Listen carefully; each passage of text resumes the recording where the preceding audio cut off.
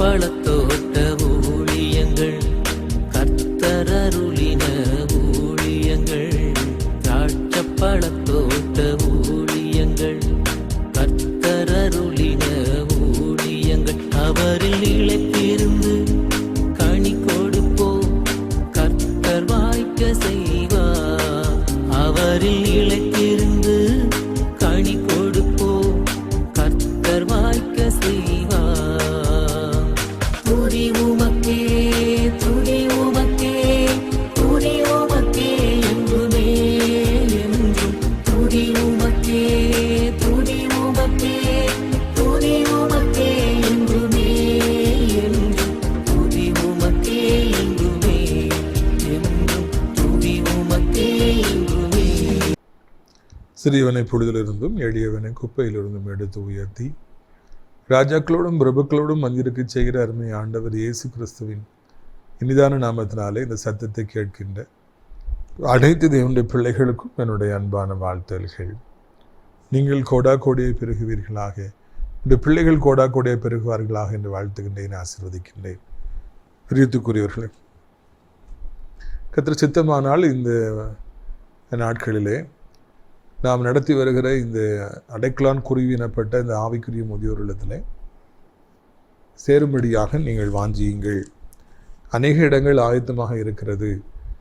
இந்த அடைக்கலான் குருவி முதியோர் இல்லம் ஒரு ஆவிக்குரிய முதியோர் இல்லமாக இருக்கிறபடினாலே 3 வேளை ஜெபங்கள் அங்கே நடத்துகிறது. கனம் பெற்ற நல்ல ஊழியக்காரர்கள், குருவானவர்கள் வந்து ஜெபத்தை நடத்துகிறார்கள். நீங்களும் கூட வந்து பங்கு பெற்று தேவனுடைய ஆசீர்வாதங்களை பெற்றுக்கொள்ளலாம். வெளிநாட்டில் நீங்கள் இருக்கலாம், வெளியூரில் இருக்கலாம், அம்மா அப்பாவை யார் பார்க்குறது அப்படி நீங்கள் நினச்சிங்கன்னா தாராளமாக இங்கே கொண்டு வந்து சேர்க்கலாம். மிக குறைந்த கட்டணத்திலே நாம் மிக சிறப்பான வசதிகளை செய்து கொடுத்துருக்குறோம். பிரியத்துக்குரியவர்களே, அது மாத்திரமல்ல, அங்கேயே தங்கி இருந்து ஊழியம் செய்கிற பாஸ்டர் நமக்கு தேவை. சமையல் நல்லா செய்ய தெரிஞ்சவங்க தேவை. நர்சஸ் நமக்கு தேவை என்பதையும் கூட நான் உங்களுக்கு அறிவிக்கிறேன். யாராவது விருப்பம் இருந்தால் என்னை தொடர்பு கொள்ளலாம். பிரியத்துக்குரியவர்களே, கர்த்தருடைய வல்லமையான கரம் உங்களோடு கூட இருக்கட்டும். நீங்கள் தினந்தோறும் நம்முடைய நிகழ்ச்சிகளை பார்க்கிறீர்கள். அநேகருக்கு இதை அறிமுகப்படுத்துங்கள். அநேகர் இதன் மூலமாய் விடுதலை பெற்றுக்கொள்ள அது ஏதுவாக இருக்கும் என்பதை உங்களுக்கு நான் நினைவூட்டும்படியாக விரும்புகிறேன். இந்த நாளில் கூட நம்முடைய பிரயோஜனத்திற்காக என்னாகமும் 12வது அதிகாரம் 9வது வசனம். கர்த்தர் கோபம் அவர்கள் மேல் மூண்டது, அவர் போய்விட்டார். 10 மேகம் கூடாரத்தை விட்டு நீங்கி போயிற்று. மிரியாம் உறைந்த மலையின் வெண்மை போன்ற குஷ்டரோகியானாள். ஆரோன் மிரியாமை பார்த்த பொழுது அவள் குஷ்டரோகியாக இருக்க கண்டான். பார்த்தீங்களா, கர்த்தர் கோபம் அவர்கள் மேலே மூழுது. முதல்ல ஆண்டவர் அவங்களை கண்டிக்கிறார். எப்பவுமே ஆண்டவர் கண்டிக்கிறார், அதுக்கு பிறகுதான் அவர் ஆக்ஷன் எடுக்கிறார். என்ன செய்கிறார் என்று பார்ப்பீர்கள் என்றால், ஆண்டவர் அங்கே மிரியமை அவர் குஷ்டரோகியாக மாற்றினார். அந்த நாட்களில் மிகவும் எல்லாரும் பயப்பட்ட ஒரு வியாதி என்னவென்றால் குஷ்டரோகம். உடம்பு முழுக்க வெண்மையாக குஷ்டமாக மாறிவிடுகிறது. இந்த வியாதி வருவதற்கு காரணம் முழுக்க முழுக்க அவர் அந்த மிரியம் ஆண்டவருடைய தாசனாகிய மோசையை கேவலமாய் பேசுனதுனால ஆண்டோடைய கோபத்தின் வெளிப்பாடாக அவள் மீது இந்த குஷ்டரோகம் வந்தது என்று நாம் காண்கின்றோம். ஒருவேளை இன்னைக்கு எத்தனையோ பேர்கள் வியாதிப்பட்டிருக்கிறாங்க. எல்லோருக்கும் இதுதான் காரணம் என்று நாம் சொல்லுவோம் என்றால் அது மதியீனமாக இருக்கும். எவ்வளோ பயங்கரமான வியாதிகள், ஆட்கொள்ளி வியாதிகள் எல்லாம் இன்றைக்கு எத்தனை பேரை பிடித்திருக்கிறது. அவங்க யாராக இருந்தாலும் சரி, அவர்களுக்காக நாம் பரிதபிக்கிறோம். யாருக்கும் எந்த வியாதி வந்துட்டுன்னு சொல்லி சிரிக்கிறதுக்கு எதுவுமே இல்லை. ஏன்னா அது நமக்கு வர்றதுக்கு எவ்வளோ நேரம் ஆகும். யாருக்கும் எந்த வியாதி வந்துருச்சுன்னு சொல்லி சிரிக்காதீங்க. அது மிகப்பெரிய பாவம். ஒருத்தருக்கு ஒரு குறிப்பிட்ட வியாதி வந்துருச்சுன்னா புத்தியால் தான் அப்படி வந்துருச்சுன்னு ஒரு காலம் நியாய்ந்து இருக்காதீங்க. அது தேவனுடைய பார்வையிலே வேதனையை ஏற்படுத்தும். அவர் நிச்சயமாய் நம்மை தண்டிப்பார். நிறைய பேருக்கு இன்றைக்கி வியாதிகள் வந்து மருத்துவமனையில் உயிருக்கு போராடுறாங்க. அவங்களுக்கெல்லாம் இந்த மிரியத்துக்கு வந்தது மாதிரி தேவனுடைய கோபாக்கினிகள் தான் வந்துருச்சு நம்ம சொல்லக்கூடாது. பல காரணங்கள் உண்டு வியாதிகள் வருவதற்கு. உடம்பை சரியாக கவனிக்காதவங்க, சரியாக சாப்பிடாதவங்க, சரியாக தூங்காதவங்க, இன்னும் தலைமுறையாக வருகிற சாபங்கள், இல்லைன்னா செய்வினையால் வந்திருக்கலாம், இல்லைன்னா ஆண்டவர் சில நேரங்களில் தன் பிள்ளைகளை சோதிக்கிறதுக்காக கொடுக்கலாம். பல காரணங்கள் இருக்குது. வியாதிகள் வருவதற்கு பல காரணங்கள் இருக்கிறது. குடித்திருக்கலாம், குடித்ததுனால சிலருடைய சரத்தில் சில வியாதிகள் வருகிறது. எதுவும் எப்படி இருக்கட்டும், நம்ம அதை பற்றி ரிசர்ச் பண்ணுறதுக்காக இன்றைக்கி வரலை. ஆனால் இந்த வியாதியஸ்தர்களில் ஒரு பகுதிக்கு நான் சொல்ல விரும்புகிறேன், நாட் 100%, ஒரு 10% இல்லைன்னா 2%, இந்த 1% சில நேரங்களில் கர்த்தருடைய கோபம் ஒருவர் மீது மூழ்கிற பொழுது அங்கே வியாதி வருகிறது என்று சொல்லி நான் காண்கின்றோம். உசியா ராஜா தேவனுடைய ஆலயத்துக்குள்ளே போன பொழுது நெத்தியிலே அவருக்கு குஷ்டரோகம் தோன்றிற்று. அது கர்த்தருடைய கோபத்துடைய வெளிப்பாடு. இங்கே நான் காண்கிறோம். மிரியம் எனப்பட்ட அந்த ஒரு தேவனுடைய பிள்ளை, அவர் நடனமாடி ஆண்டவரை செங்கடலை 2 பிளந்த உடனே, எகிப்திய சேனை மூழ்கடிக்கப்பட்ட உடனே நடனமாடி பாடி துதித்தார்கள் நம்ம வாசிக்கிறோம். அப்படிப்பட்ட தேவனுடைய பிள்ளை கூட மோசைக்கு விரோதமாக வந்த உடனே கர்த்தருடைய கோபம் வருது. அவர் குறைந்த மழையை போல குஷ்டரோகியானா போனார்ன்னு சொல்லி நம்ம பார்க்குறோம். அப்படி என்றால் அந்த பாவம், தேவனுடைய ஊழியக்காரனுக்கு விரோதமாக பேசின பாவம் அந்த வியாதியை அவருக்கு கொண்டு வந்தது. பயங்கரமான ஒரு அனுபவம் ஏற்பட்டது என்று காண்கிறோம். அது கர்த்தருடைய கோபமாக இருந்தது என்று சொல்லி காண்கிறோம். நல்லா புரிஞ்சுக்கிடுங்க, வாழ்க்கையில் எதுனாலும் நடக்கலாம். யாருடைய கோபத்தை கூட நம்ம சம்பாதிக்கலாம். நமக்கு மேலே இருக்கிறவங்க, பக்கத்து வீட்டுக்காரங்க, எத்தனையோ பேர் இன்றைக்கி நம்மளால கோபமாக இருக்கலாம், பரவாயில்லைங்க. ஆனால் கர்த்தருடைய கோபத்தை மாத்திரம் நம்ம சம்பாதிச்சிடக்கூடாது. இதுதான் இந்த நாளில் நான் கற்றுக்கொள்கிற விலையேற பெற்ற பாடம். தேவனுடைய கோபத்தை நாம் சம்பாதித்து விடுவோம் என்றால் நம்மளால் வாழவே முடியாது, நம்மளால் அதை சகிக்கவே முடியாது. பயங்கரமான கோபங்கள் வந்துடும், பயங்கரமான பிரச்சனைகள் நம்ம மேலே வந்துடும், பாடுகள் வந்துடும். தேவன் ஒருவருக்கு எதிரியாய் மாறிவிடுவார் என்றால், தேவன் ஒருவரை வாதிக்க வேண்டும் என்று விரும்பினால் அது பயங்கரமாக இருக்கும். அதை தாங்கவே முடியாது. அது மிக பயங்கரமாக இருக்கும். கர்த்தருடைய கரம் ஒரு நெருக்கிற பொழுது, கர்த்தர் ஒரு மனிதனுக்கு எதிரியாய் மாறி விடுகிற பொழுது, கர்த்தர் விலகி விடுகிற பொழுது, அங்கே அவர்கள் அதிகமாக பாதிக்கப்படுறாங்க. மிகப்பெரிய பணக்காரங்களா இருப்பாங்க, பிஸ்னஸ்ல கோடி கொட்டி பறப்பாங்க, கோடியா வச்சிருப்பாங்க. ஏதோ ஒரு சில ஆக்டிவிட்டீஸ், ஏதோ ஒரு சில நடவடிக்கைகள், ஏதோ ஒரு சில பேச்சுக்கள், ஏதோ ஒரு சில பெருமைகள், ஏதோ ஒரு காரியத்தில் தவறும் பொழுது கர்த்தர் அவங்களுக்கு எதிரியாக மாறிடுவார். அந்த கோடிகள் அவர்களை விட்டு போயிடும், அந்த கன மரியாதைகள் அவர்களை விட்டு போயிடும், சொத்துக்கள் போயிடும், வேலைக்காரங்க போயிடுவாங்க, ₹1 கூட இருக்காது. ஐயோ, அவங்க படுற கஷ்டங்களை பார்க்கும் பொழுது எவ்வளவு உயர்வாக இருந்தாங்க, இன்னைக்கு இவ்வளவு கஷ்டப்படுறாங்களே. காரணம் என்ன? ஏதோ ஒரு சில காரியங்கள் தேவனுடைய கோபாக்கினை கொண்டு வந்ததுனால அவங்க தாங்க முடியாத வேதனையை சந்திக்கிறாங்க. ஒரு சிலரை நான் அறிவேன், அவர்கள் வாழ்ந்திருந்த பொழுது, செழித்திருந்த பொழுது, கர்த்தர் அவர்களை அதிகமாய் ஆசீர்வதித்திருந்த பொழுது, சில காரியங்களை தவறுனதுனால, ஆண்டவருக்கு மகிமையை செலுத்தாமல் போனதுனால, ஆண்டவருக்கு பயம் இல்லாமல் வாழ்ந்ததுனால, வேறு தவறான காரியங்களுக்கு பின்னால போனதுனால, அப்படி அந்திம காலங்களில், வயதான காலங்களில் கர்த்தர் அவங்களுக்கு எதிரியாக மாறினார். அவங்கள்ட்ட இருந்த பிஸ்னஸை பிடுங்கினார். அவங்க நல்ல ஆரோக்கியமாக இருந்த வியாதிகளை கொடுத்து அவங்களுடைய சரீரத்தை பலகீனப்படுத்தினார். பணம் போயிட்டதுனால, சுகம் போயிட்டதுனால யாரும் மதிக்கலை. கடைசி காலங்களில் அவங்க பணம் இல்லாமல், சுகம் இல்லாமல், கஷ்டப்பட்டு வேதனைப்பட்டு அவர்கள் தங்கள் ஓட்டத்தை முடித்தார்கள். அப்படி வாழ்க்கையெல்லாம் பார்த்து நான் நடுங்கிறேன்.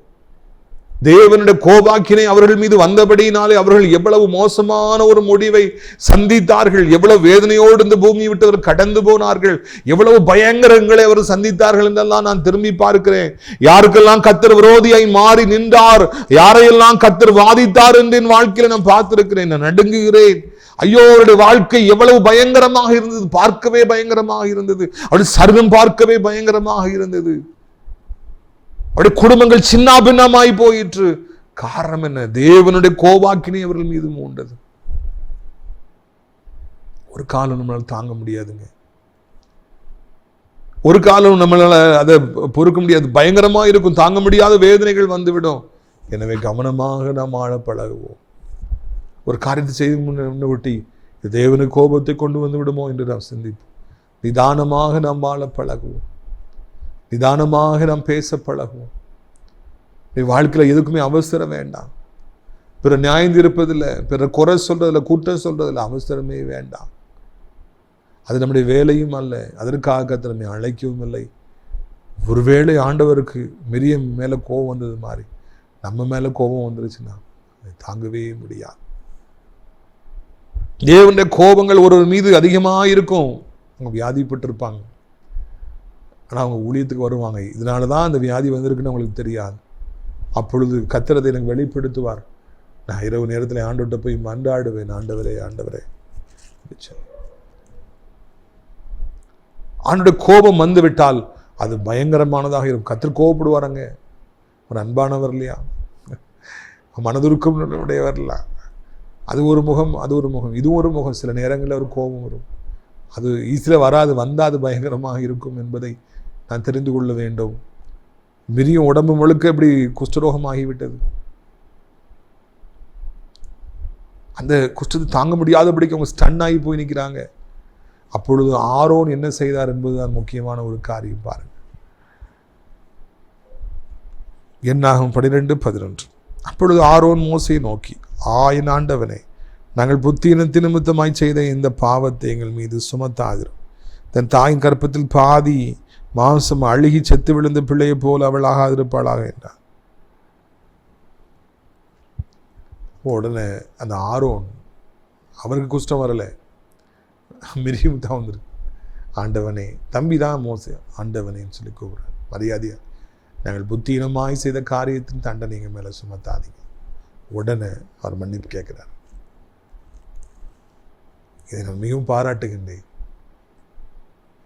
சிலருக்கு அந்த தண்டனை வந்த உடனே அவங்க இதையும் கடினப்படுது, இன்னும் அவங்க முரண்டு பிடிக்கிறாங்க, அழிஞ்சு போயிடுறாங்க, கடைசி வரைக்கும் ஆண்டவரை தேடாமலே போயிடுறாங்க. ஆனால் ஆரோன் ஊழியக்காரனாக இருந்ததுனால உடனே மனம் திரும்புகிறார், மன்னிப்பு கேட்குறார். நான் தெரியாமல் செஞ்ச பாவம், அவன் தெரியாமல் செஞ்ச பாவத்தை அவன் மேலே சுமத்த வேண்டாம், மன்னிங்க ஐயா. உடனே காலில் விழுறார், உடனே மன்னிக்கிறார், மன்னிப்பு கேட்குறார். இது ஆரோன்ட்டு இருக்கிற ஒரு நல்ல குணத்தை காண்பிக்கிறது. அடி விழுந்த உடனே நிறைய பேர் திருந்துவாங்க.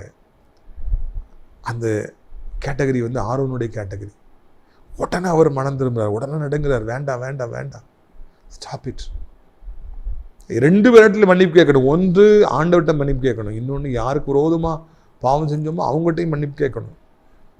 அதைத்தான் இங்கே ஆரோனிடத்துல காண்கிறோம். நாங்கள் புத்தீனமாக தவறு செய்தவங்களை மன்னிங்க, புத்தீனமாக பேசிட்டோம் மன்னிங்க. நாம் 2 பேரிடத்திலையும் மன்னிப்பு கேட்கிற பொழுது அந்த சாபங்கள் நம்மை விட்டு நீங்கிவிடும் என்பதை புரிந்து கொள்ள வேண்டும். எவ்வளவு பெரிய பாவமாக இருந்தாலும், எவ்வளவு பெரிய வியாதியாய் இருந்தாலும், அந்த பாவத்து நிமித்தமாய் சாபத்து நிமித்தமாய் வியாதி வந்திருந்தால், கடன் பாரமாக இருந்தாலும், தரித்திரமாக இருந்தாலும், இல்லைன்னா வாழ்க்கையே அவ்வளவு கசப்பாக இருந்தாலும், உலகமே நம்ம மேலே விழுந்த மாதிரி அமுக்கி கொண்டிருந்தாலும், மன்னிப்பு கேட்கிற பொழுது விமோச்சனம் உண்டு என்பதை மறந்து விடாதீர்கள். மன்னிப்பு கேட்கலாம், அப்பீல் பண்ணலாம், நம்ம ஆண்டவர்கிட்ட போயிட்டு மன்னிப்பு கேட்கலாம். யாருக்கு விரோதமாக தவறு செய்தோமோ அவங்ககிட்ட மன்னிப்பு கேட்கலாம். அப்பொழுது ஆண்டவர் நமக்கு விமோச்சனம் தருவார் என்கிற ஒரு நல்ல செய்தியை உங்களுக்கு நான் அறிவிக்கும்படியே விரும்புகிறேன். ஆரோன் இங்கு என்ன செய்ய வேண்டும் என்று காண்பிக்கிறார். ஆரோன் அங்கே மன்னிப்பு கேட்கிறார், ஆரோன் அங்கே திருந்துகிறார். மோசே ஆண்டவரே என்று சொல்லி அழைத்தார். வீட்டுக்குரியவர்களே, இந்த நாட்களிலே தேவனுடைய பிள்ளைகளுக்கு இருக்கிற ஒரு நல்ல செய்தி என்னவென்றால், தவறு செய்யாதவர்கள் யாரும் கிடையாது. ஏதோ ஒரு கட்டத்தில் தவறு செய்கிறாங்க. நான் தவறு செஞ்ச பிறகு, தண்டனை வந்த பிறகு மனம் திரும்புகிற அனுபவம், செய்த பாவத்திற்காக வருத்தப்படுகிற அனுபவம். பேசிட்டேனே, இப்படி செஞ்சிட்டேனே, குற்றமில்லாத இரத்தத்தை நான் காட்டி கொடுத்தேனே என்று அந்த யூதாஸ் காரியோத்து தன் உள்ளத்தில் குத்தப்பட்டார். குற்றமில்லாத இரத்தத்தை நான் காட்டி கொடுத்தேனே, மனஸ்தாபப்படுகிற அனுபவம். பிரியத்துக்குரியவர்களே, அப்படி மனஸ்தாபப்பட்டு மன்னிப்பு கேட்க ஆரம்பிக்கிற பொழுதே அங்கே வெற்றி உண்டாக ஆரம்பிக்கிறது, சுகம் உண்டாக ஆரம்பிக்கிறது, அங்கே வாழ்க்கையில் எழும்புவதற்கான வழி உண்டாகிறது. இன்னைக்கு நிறைய பேருக்கு அது தெரியாமலே அவங்க வாழ்ந்து மடிகிறாங்க. என்ன பாவத்தை செய்திருந்தாலும், எப்பேற்பட்ட அக்கிரமத்தை செய்திருந்தாலும், தேவனிடை சென்று என்னை மன்னியும் ராஜா, நான் புத்தீனத்தின் நிமித்தமாய் செய்து விட்டேன், என்னை மன்னியும் ராஜா என்று கேட்பதற்கான அதிகாரம் நமக்கு உண்டு என்பதை நாம் மறந்துவிடவே கூடாது.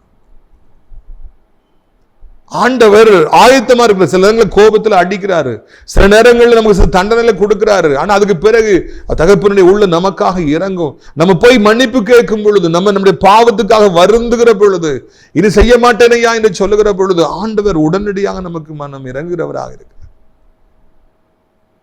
கிறிஸ்தவம் என்பதே இந்த இடத்தில் தான் ஆரம்பிக்கிறது. தவறு செய்பவர்கள், தண்டிக்கப்படுபவர்கள் தேவனிடத்திலே வந்து மனம் திரும்புவது, என்னை மன்னியும் ஐயா, என்னை ஏற்றுக்கொள்ளும் ஐயா, என்னை ஆசீர்வதியும் ஐயா, சுகப்படுத்தும் ஐயா, எனக்கு தாங்க முடியல, எனக்கு எதிரியா இருக்காதீங்க, எனக்கு விரோதியா நீங்க நிற்காதீங்க, என் பக்கமா நீங்க வாங்க, எனக்கு எதிரியா நீங்க நின்னா என்னால் தாங்க முடியாதையா என்று சொல்லி நாம் மனம் திரும்புகிற பொழுது, நாம் ஆண்டவரிடத்தில் கண்ணீர் சிந்துகிற பொழுது, இரக்கத்துக்காய் கெஞ்சுகிற பொழுது, தேவன் நமக்கு மனம் இறங்குகிறவராக இருக்கிறார். அதை ஆரோன் அறிந்திருந்தார், உடனடியாக ஒரு மன்னிப்பு கேட்டார் என்று நாம் காண்கின்றோம். பிரியத்துக்குரியவர்களே, இன்றைக்கு ஏதோ ஒரு காரியம் உங்களை அழுத்தி கொண்டிருக்கலாம், ஏதோ ஒரு தண்டனையை நீங்கள் பெற்றுக் கொண்டிருக்கலாம், அதை சுமக்க முடியாதபடிக்கு சோர்ந்து போயிருக்கலாம், எல்லாம் முடிந்து விட்டது என்று சாத்தான் இரவும் பகலுமாக காதலை பேசி கொண்டிருக்கலாம். அந்த வியாதி முத்திருச்சு, நீ பிழைக்கவே மாட்டாய், உன் கடன் அதிகரிச்சிருச்சு, இனி நீ மறுபடியும் எந்திக்கவே முடியாது, நீ செஞ்ச பாவம் தான் உன்னை இப்படி கொல்லுதுன்னு சொல்லி சாத்தானே சொல்லுவான். அந்த பாவத்தை செய்ய வச்சதும் சாத்தான் தான், இப்ப சொல்றதும் சாத்தான் தான். என்ன நிலைமையில் இருந்தாலும் பரவாயில்லை, ஆண்டவரிடத்தில் இரக்கத்தை கேளுங்கள். ஆண்டவரே என்னை மன்னியும் என்று சொல்லுங்கள், என் தப்பிதங்களை மன்னியும், என் குற்றங்களை மன்னியும் என்று சொல்லி கேட்டு பாருங்கள். உடனடியாக ஆண்டவர் உங்களுக்கு இறங்குவார். உடனடியாக கர்த்தருடைய காதுகளிலே நீங்கள் போடுகிற சத்தம் கேட்கும். மன்னிப்பு என்பது நிச்சயமாக உண்டு. மனுஷங்க நம்ம செய்யற பாவத்தை மன்னிப்பாங்களா? மன்னிக்க மாட்டாங்க. எத்தனை வருஷம் ஆனாலும் அதை ஞாபகத்தில் வச்சிருப்பாங்க, சொல்லி காமிச்சுக்கிட்டே இருப்பாங்க, உன்னை பத்தி எனக்கு தெரியுமாங்க. நான் ஆண்டவர் அப்படிப்பட்டவர் அல்லவே அல்ல.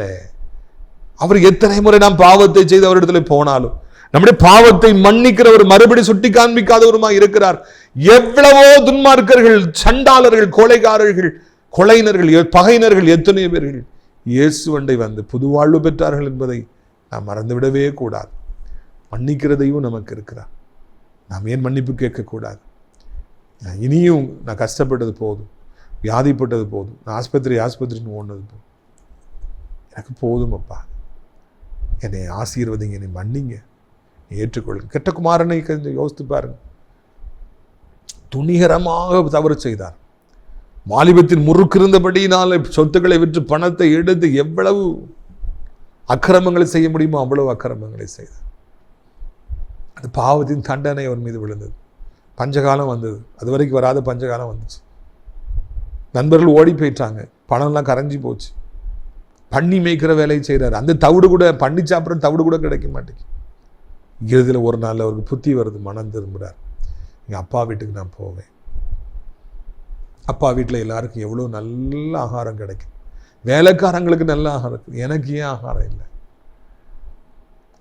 மனம் திரும்புகிறார், வீட்டுக்கு போறார். நான் உம்முடைய குமாரன் என்று அழைக்கப்படுவதற்கு தகுதியானவன் அல்ல, நான் உமக்கு விரோதமாய் பாவம் செய்தேன், பரத்துக்கு விரோதமாய் பாவம் செய்தேன் அப்பா. இந்த வேலைக்காரனை வச்சுக்கிடுவீங்களா? சாப்பாடு தருவீங்களா? தகப்பன் கெட்டி பிடித்து முத்தம் கொடுத்து மகனை வா என்று அதே போல ஏற்றுக்கொண்டார் என்று நான் காண்கிறேன். அந்த கெட்ட குமாரன் மாத்திரம் திரும்பி வராமலே இருந்திருப்பாருன்னா, எவ்வளோ பாவம் செஞ்சுட்டு அப்பா இனி நம்மளை ஏற்றுக்குவாங்கன்னு சொல்லினா செத்து போயிருப்பார். மிக பரிதாபமாக அந்த வாழ்க்கை முடிஞ்சிருக்கும். மறுபடியும் அப்பாவுடைய ஹக் கிடச்சிருக்காது, முத்தம் கிடச்சிருக்காது, கழுவி விட்டுருக்க மாட்டாங்க, முத்திர மோதிரம் கிடச்சிருக்காது, செருப்பு விட்டுருக்க மாட்டாங்க, வஸ்திரம் நல்ல வஸ்திரம் கிடச்சிருக்காது, விருந்து கிடச்சிருக்காது, ஆடல் பாடல் நடனம் கிடச்சிருக்காது. அப்படியே போயிருப்பாங்க. நிறைய பேர் அடிக்கப்பட்டு பாவம் செய்து அடிக்கப்பட்டு அப்படியே மறிச்சு போகிறாங்க. இந்த பூமியில் இன்றைக்கும் அப்படியே மறிச்சு போயிட்டு இருக்கவங்க எத்தனை பேர் எனக்கு தெரியும். ஆனால் ஒரு சிலர் ஆண்டவர்கிட்ட வராங்க, மன்னிப்பு கேட்குறாங்க. தப்பு செஞ்சங்கிறது உண்மைதான்ப்பா, என் புத்தியினத்தினால செஞ்சுட்டேன், தெரியாமல் செஞ்சுட்டேன், சில பாவங்களை தெரிஞ்சே செஞ்சேன், சில பாவங்களை மறைமுகமாக செஞ்சேன், சில அந்தரங்க பாவமாக செஞ்சேன், சில துணிகரமாக பாவம் செஞ்சேன், மன்னிங்க. மன்னிப்பு கேட்கிற நமக்கு உரிமை உண்டு. நாம் அப்படி மன்னிப்பு கேட்கிற பொழுது ஆண்டவர் நமக்கு நிச்சயமாய் இறங்குவார். நமக்கு கேட்கும் பொழுது அவர்கள் காது நம்ம ஆண்டவரே ஆண்டு சொல்லும்போது காது அவர் கேட்டுக்கிட்டே இருக்கும், அவருக்கு சும்மா இருக்க முடியாது. சிலுவையிலே ஆண்டவர் மன்னித்தார், பேதுருவை ஆண்டவர் மன்னித்தார். என்ன தெரியவே தெரியாதுன்னு சொன்னார், ஆண்டவர் தெரியாதுன்னு சொன்னார், மறுதளித்தார், அவரையும் ஆண்டவர் மன்னித்தார். அவர் கையில் தான் பரலோகத்தின் திறவுகோலை கொடுத்தார், சர்ச்சை கொடுத்தார், ஊழியத்தை கொடுத்தார். பிரித்துக்குரியவர்களே, நீங்களும் கூட ஏன் ஆரோனை போல இன்றைக்கு ஆண்டவர் அண்டை வரக்கூடாது? என்னை மன்னியும் என்று ஏன் கேட்கக்கூடாது என்று உங்களை அன்போடு கூட நான் அழைக்கிறேன். மிரியமால ஒன்றும் பேச முடியல, அவங்க அடிபட்டு கிடக்காங்க. ஆரோன் உடனே பறிஞ்சு பேசுகிறாரு, என் ஆண்டவரே மன்னிங்க, சுமத்தாதீங்க, பாவம் உடம்புல பாதி அழுகி கிடக்குது, நீங்கள் மனம் இறங்குங்கன்னு சொல்லி அவர் கேட்குறார். பிரியத்துக்குரியவர்கள், இந்த செய்தி நிச்சயமாக அநேகருக்கு ஆசீர்வாதமாக இருக்கும் என்று நான் நம்புகிறேன். எவ்வளவு மோசமான நிலைமையில உங்கள் சரீரம் இருக்கட்டும், குடும்பம் இருக்கட்டும், பிள்ளைகளுடைய வாழ்வு இருக்கட்டும், கடன் நெருக்கி கொண்டு இருக்கட்டும், எவ்வளோ வயதாக இருக்கட்டும், பரவாயில்ல, இப்போ கூட ஆண்டவர்கிட்ட இறக்கம் கேட்டால் அவர் இரக்கம் காண்பிப்பார் என்கிற நல்ல செய்தி உங்களுக்கு நான் அறிவிக்கும்படியாக விரும்புகிறேன். ஆண்டவர் மனதுருக்கமுடைய தெய்வம், பாவங்களை மன்னிக்கிறவர், மறக்கிறவர், முதுகு பின்னால் தூக்கி போடுறவர், புது வாழ்வு கொடுக்கிறவர், நம்ம ஏற்றுக்கொள்ளுகிறவர் நம்முடைய பரம தகப்பன் ஆண்டவர் இயேசு. இன்றைக்கு இயேசுவண்டை வாருங்கள். இந்த ஆரோன் தன் தவறை உணர்ந்தது போல நீங்களும் உணருங்கள். ஆண்டவரே நீ மன்னியும் சொல்லிக்கிட்டே இருங்க. ஒரு புது வாழ்வு தாரும், புது வாழ்வு தாரும். விழுந்த எந்திக்கணும், வியாதிப்பட்டேன் சுகமாகணும், என் பிள்ளை வியாதிப்பட்டுச்சு சுகமாகணும், கடன்பட்டேன் நீங்கணும், நான் ஆசீர்வதிக்கப்பட எனக்கு பிஸ்னஸை இழந்து மறுபடி தரணும், வீடுகளை ஆஸ்தி இழந்து போனேன் மறுபடி ரெட்டிப்பாய் தரணும், யோபு இழந்து போனது ரெட்டிப்பாய் தந்தீங்க சொல்லி பாருங்க, மன்னிப்பு கேட்டு பாருங்க. ஆண்டவர் ஏன் இறங்க மாட்டார்? நிச்சயமா இறங்குவார். இதை நீங்கள் புரிந்து கொண்டாலே உங்களுடைய வாழ்க்கை இன்பகரமாக மாறும் என்பதை நான் உங்களுக்கு அறிவிக்கும்படியே வரேன். உலகம் முழுவதும் இருக்கிற அத்தனை மக்களுக்கும் ஒரு மன்னிப்பு உண்டு. இயேசுவண்டை வந்தால் நிச்சயமாய் மன்னிப்பு உண்டு.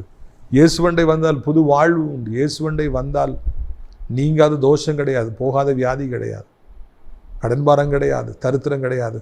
புது வாழ்வு கொடுக்கிறதை இது நீங்கள் புரிந்து கொண்டாலே உங்களுடைய வாழ்க்கை எவ்வளவோ இன்பகரமாக இருக்கும் என்பதை நான் அறிவிக்கும்படியாக விரும்புகிறேன். உங்களுக்காக இன்றைக்கி நான் ஜெபிக்கணும்னு சொல்லி ஆசைப்படுறேன். ஒரு பாரத்தை கொடுக்குறாரு. நீங்களும் கூட என்னோட இணைஞ்சு ஜெபம் பண்ணுங்க. அப்பொழுது எல்லா அழுக்குகளும் நீக்கப்படும் என்பதை நான் அறிவிக்க முடிய விரும்புகிறேன். நம்ம ஜெபம் இல்லாமல் கண்ண முடிவீங்களா? அப்போ பிதாவே, இந்த நாளுக்காக நன்றி செலுத்துகிறோம், சோதரம் செலுத்துகிறோம். இந்நாளில் ஒரு அற்புதமான சத்தியத்தை நாங்கள் கேள்விப்பட ஆண்டவரை நீங்கள் உதவி செஞ்சிருக்கிறீங்க, அதற்காக நன்றி. தேவனுடைய பலன் இறங்கட்டும், கர்த்தருடைய பலன் இறங்கட்டும். ஆண்டவரே, திரளான மன்னிப்புகள் உம்மிடத்தில் உண்டப்பா. நீர் மனதுருக்கமுடைய தெய்வம் அப்பா, மன்னிக்கிற தெய்வம். சில பேர் எங்களுக்காக ஒரு பெரிய மன்னிப்பை வைத்திருக்கிறீர். நாங்கள் ஏன் மன்னிப்பு கேட்கக்கூடாது? நாங்கள் ஏன் எங்களை திருத்திக் கொள்ளக்கூடாதப்பா? உடைய கோபங்களை சந்தித்து பாலாய் போய் கிடக்கிற, வியாதிப்பட்டு கிடக்கிற எங்களை கண்ணோக்கி பார், இந்த மகனை கண்ணோக்கி பார், இந்த மகளை கண்ணோக்கி பார். அவர்களுக்கு மனம் இறங்கும், அவர்களை தொடும், அவருடைய வியாதிகளை விட்டு நீக்கும். ஆண்டவர், என்ன வியாதி வந்திருந்தாலும், என்ன வாசல் வழியாக வந்திருந்தாலும் இப்படி திரும்பி போகட்டும். பல வருஷங்களை சுகமாகாத வியாதிகள், பல வருஷங்களாக இருக்கிற புண்கள், பல வருஷமாக இருக்கிற சுகர், யூரியா, கொலஸ்ட்ரால் எல்லாம் இப்பொழுதே மறையட்டும். ஹீமோகுளோபின் கவுண்ட் நார்மலாக மாறட்டும். நரம்பில் உள்ள அடைப்புகளெல்லாம் மாறட்டும். எலும்புகள் பலமுள்ள எலும்புகளாய் மாறட்டும். கால்கள் பலமுள்ள கால்களாய் மாறட்டும். மான்களின் கால்களை போல நம்முடைய பிள்ளைகளுடைய கால்களை மாற்றும். உயரமான ஸ்தலங்கள் நடக்க வைப்பீராக. இதிலிருந்து இரவு நல்ல நித்திரையை நம்முடைய பிள்ளைகளுக்கு தாரும். இதுவரைக்கும் தூங்காமலே இருந்திருக்கலாம், இன்னிலும் நல்ல நித்திரையை தாருங்க. உடம்பு பெரிய பாரமாக இருந்திருக்கலாம், நடக்க முடியாமல் இன்னும் நல்லா நடக்கணும். குடும்பத்தில் சமாதானமே இல்லாமல் இருந்திருக்கலாம், சமாதானம் வரணும். கடனால் நெருக்கப்பட்டு கடன்காரங்களுடைய வார்த்தை தாங்க முடியாமல் வாழ்ந்திருக்கலாம். புதிய பாதைகள் திறக்கப்பட்டு புதிய வருமானங்கள் வந்து இன்றைக்கே இந்த பிள்ளைகளுடைய வாழ்க்கையில் ஒரு பெரிய சந்தோஷம் உண்டாகட்டும்.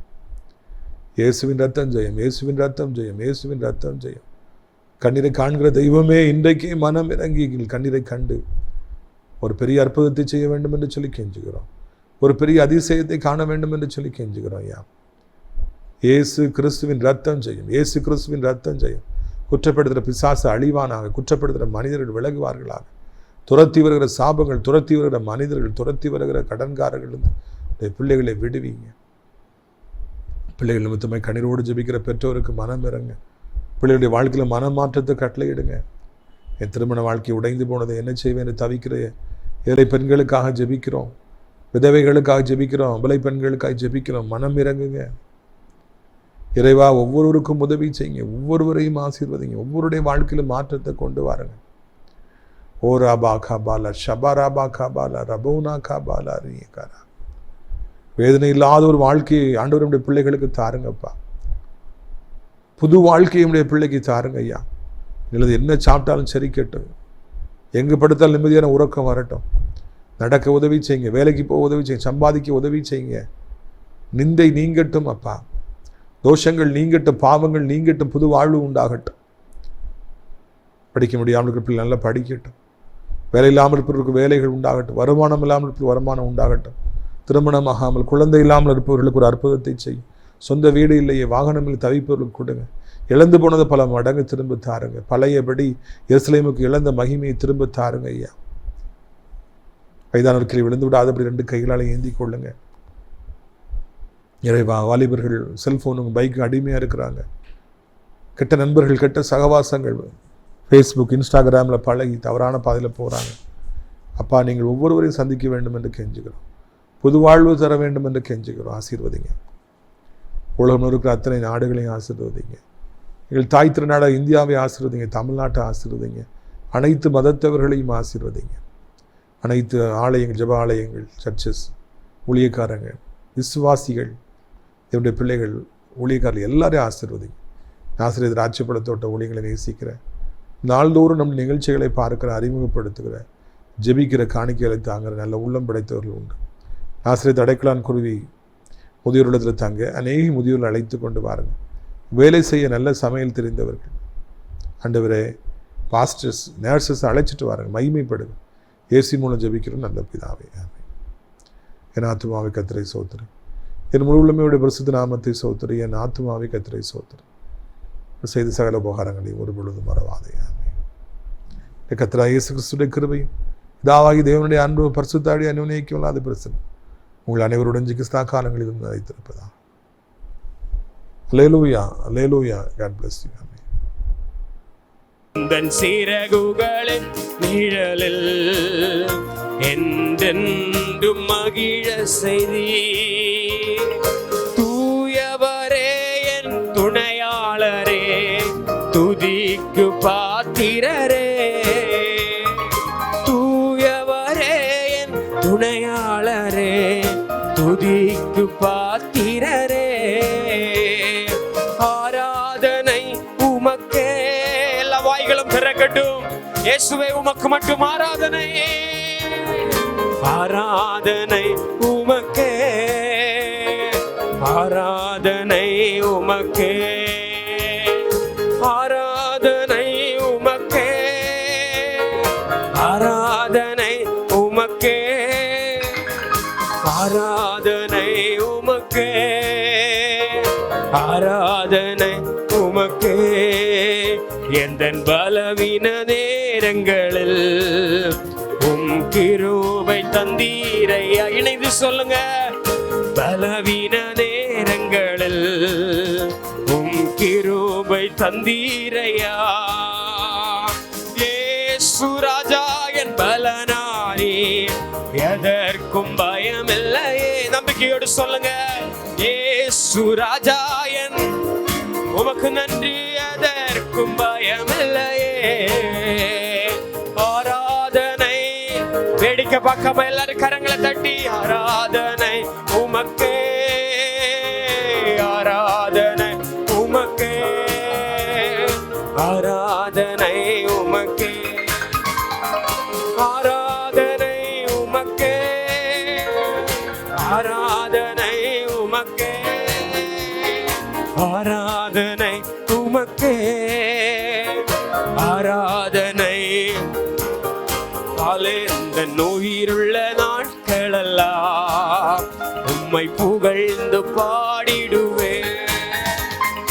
உயிருள்ள நாட்களெல்லாம் நம்பிக்கையோடு கூட ஏசப்பாவை மட்டும் உயர்த்துவேன். அல்லேலூயா. ராஜா நீ செய்த நன்மைகளை எண்ணி துதித்திடுவே. ராஜா நீர் எங்கள் மத்தியில் அசைவாடுவீராக. ஒவ்வொரு உள்ளங்களை நிரப்புங்கப்பா. ஓ ஹல்லேலூயா. வெறுமையான பாத்திரம் நான் வெறுத்து தள்ளாமலே, நிரம்பி வழியும் பாத்திரமா விளங்க செய்யுமே. வெறுமையான பாத்திரம் நான் வெறுத்து தள்ளாமலே, நிரம்பி வழியும் பாத்திரமா விளங்க செய்யுமே. குயவனே குய காரணனே களிமண்ணான என்னையுமே கண்ணோக்கி பார்த்திடுமே